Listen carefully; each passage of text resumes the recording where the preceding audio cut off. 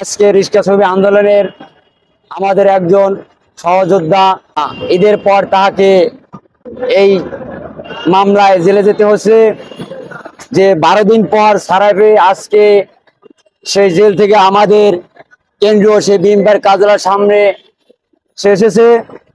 তাকে আমরা রিক্সা শ্রমিক আন্দোলনের পক্ষ থেকে আমরা তারা ফুল দিয়ে বরণ করে নিচ্ছি। আমি সিনিয়র সভাপতি মন্ত্রী সবাই দর্শক, আমরা বাংলাদেশ জাতীয়তাবাদী দল বিএনপির কেন্দ্রীয় অফিসের সামনে আমরা দেখতে পাচ্ছি আজকে এখানে শত শত রিক্সা চালক, এই রিক্সা চালক শ্রমিক ভাইরা, শ্রমিক নেতা মোহাম্মদ উসমান গনি, এই শ্রমিক নেতা, তাকে তারা ফুলের শুভেচ্ছা জানালো।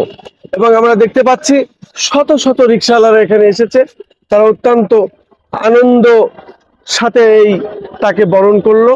এবং আছি আমি খন্দকার মাসুদুজ্জামান, তারা news, BD TNB, SS, JR TV, তেরানা টিভি, কেজার টিভি, সেই সাথে তারা নিউজ বিডি.com এর সম্পাদক ও প্রকাশক হিসাবে আমরা সাধারণত ধারাবাহিকভাবে যে কাজগুলো করে থাকি, ঠিক তারই ধারাবাহিকতায় আমরা আজও এখানে এসেছি।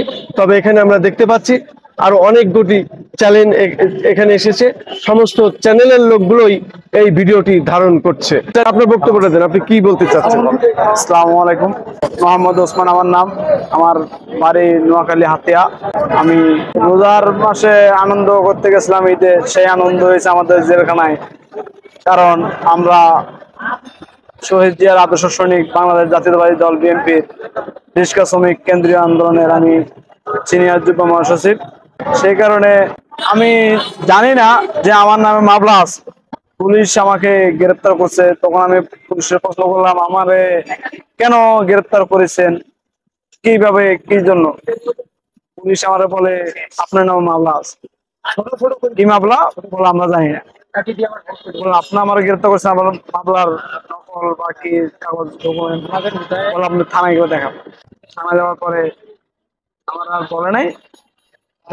তারপরে দীর্ঘ আমি 12 দিন কারাগারে ছিলাম। বেরিয়েছেন কবে আপনি? আমি 30 তারিখে ইনশাল্লাহ আমি মুক্তি পেয়েছি। 30 তারিখে বেরিয়েছেন? 30 তারিখে পেয়েছি। আমি ঢাকায় আজকে আসছিলাম, সেই জন্য আমাদের রিক্সা শ্রমিক আন্দোলন ভাইয়েরা আমাকে, আমি অনেক খুশি আনন্দ হয়েছি, কারণ আমার সব ভাই সবাই আসছে, আমি এর জন্য খুব আনন্দ পেয়েছি। সেই জন্য আমার সবাই ফুলতলা দেওয়া, আমি সবার উপরে করানোর জন্য আমি সবার উপরে কৃতজ্ঞ। ধন্যবাদ, অনেক অনেক ধন্যবাদ। সকল রাজনৈতিক দলের ভিডিও পেতে এবং এই সমাজে নির্যাতন এবং নিপীড়নের শিকার এই সকল ভিডিও এইচএন টিভি নিউজে আপলোড করা হয়।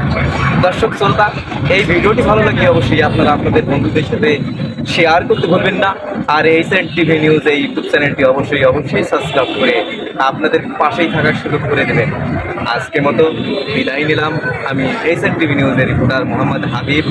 সবাই ভালো থাকুন, সুস্থ থাকুন। আল্লাহ হাফিজ, আসসালামু আলাইকুম।